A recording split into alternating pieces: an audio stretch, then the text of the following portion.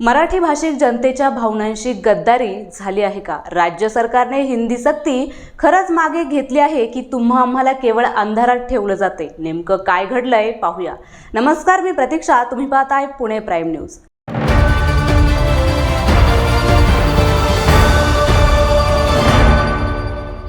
राज्य सरकारकडून मराठी जनतेची फसवणूक होत आहे का? हिंदी भाषा शिकवण्याची सक्ती रद्द झाली असं जाहीर केलं गेलं, पण प्रत्यक्षात काय सुरू आहे हे पाहणं अत्यंत आवश्यक आहे.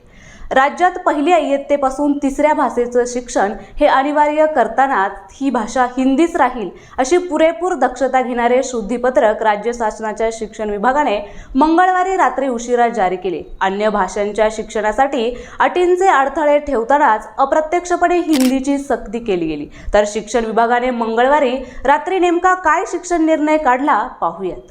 राज्य अभ्यासक्रम आराखडा शालेय शिक्षण 2024 नुसार मराठी व इंग्रजी माध्यमांच्या शाळांमध्ये यापुढे इयत्ता 1 ते 5वी साठी हिंदी ही सर्वसाधारणपणे तृतीय भाषा असेल. हिंदीऐवजी भारतीय भाषा ही तृतीय भाषा म्हणून शिकवण्याची इच्छा दर्शवल्यास मान्यता देण्यात येईल. त्याचप्रमाणे तथापि त्यासाठी इयत्ता निहाय किमान विद्यार्थी संख्या ही 20 आवश्यक राहील. त्यानुसार अध्यापनाकरता शिक्षक उपलब्ध करून देण्यात येईल, अन्यथा ती भाषा ही ऑनलाईन पद्धतीने शिकवण्यात येईल. हा निर्णय जाहीर होताच राज्यभरातून तीव्र प्रतिक्रिया उमटल्या. मराठी भाषिक जनतेमध्ये अस्वस्थता निर्माण झाली. तसेच मनसे प्रमुख राज ठाकरे थेट मैदानात उतरले. यानंतर सरकारकडून एक शुद्धीपत्रक जाहीर करण्यात आलं आणि सांगण्यात आलं की हिंदी सक्तीचा निर्णय मागे घेतलाय, पण त्यामागचं सत्य हे वेगळंच आहे.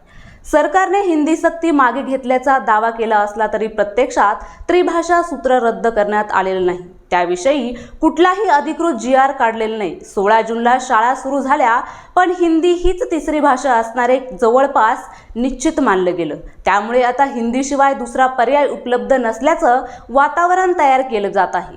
मुंबई विद्यापीठाच्या राज्यशास्त्र विभागाचे प्रमुख आणि मराठी भाषा अभ्यास केंद्राचे अध्यक्ष डॉक्टर दीपक पवार यांनी थेट सोशल मीडियावरून सरकारच्या भूमिकेवर सवाल उपस्थित केलं. त्यांनी म्हटलं, मराठी जनाहो, सरकारने हिंदी सक्ती मागे घेतलेली नाही. मुख्यमंत्री आणि शिक्षण मंत्री दादा भुसे यांनी फसवणूक केली आहे. आपली भाषा, संस्कृती आणि मराठी पण वाचवायचं असेल तर याला तितक्याच ताकदीने विरोध करावा लागेल. आता गप्प बसलो तर हे सरकार या राज्याची ओळखही मिटवेल. त्यामुळे फक्त ऑनलाईन नव्हे तर प्रत्यक्ष रस्त्यावर उतरून आंदोलनात सहभागी व्हा. ही संघ राज्य व्यवस्था आणि संयुक्त महाराष्ट्र मोडीत काढण्याची योजना आहे. जागे व्हा आणि सक्रिय व्हा. तर दुसरीकडे शिक्षण मंत्री दादा भुसे यांनी म्हटले की हिंदी हा विषय केंद्र सरकारने बंधनकारक केलेला नाही. शासन निर्णयात अनिवार्य हा शब्द वापरल्यामुळे गोंधळ निर्माण झालाय. त्यामुळे पुढील निर्णय यथाअवकाश जाहीर केला जाईल.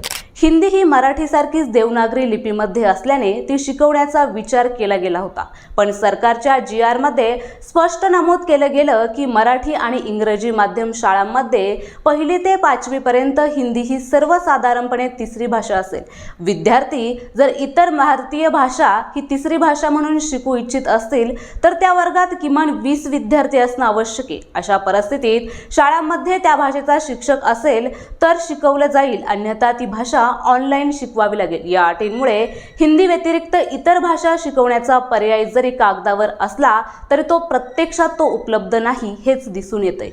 हा मुद्दा केवळ भाषेपुरता मर्यादित नाही तर संपूर्ण मराठी अस्मिता, संस्कृती आणि राज्याच्या ओळखीचा आहे. शिक्षणाच्या नावाखाली जर मातृभाषेची गळचेपी होणार असेल तर जनतेचा संताप हा उफाळून येणं अपरिहार्य आहे. मराठी भाषेला नुकताच अभिजात भाषेचा दर्जा मिळाला असताना तिचा विकास करण्याऐवजी हिंदीची सक्ती का केली जाते असा प्रश्न सामान्य जनतेच्या मनात निर्माण झालाय. मनसेने तर या निर्णयाला विरोध करीत तीव्र आंदोलन करण्याचा निर्णय घेतला. तसेच राज ठाकरे यांनी म्हटले आहे की गुजरातमध्ये हिंदी सक्ती नाही, मग महाराष्ट्रातच का?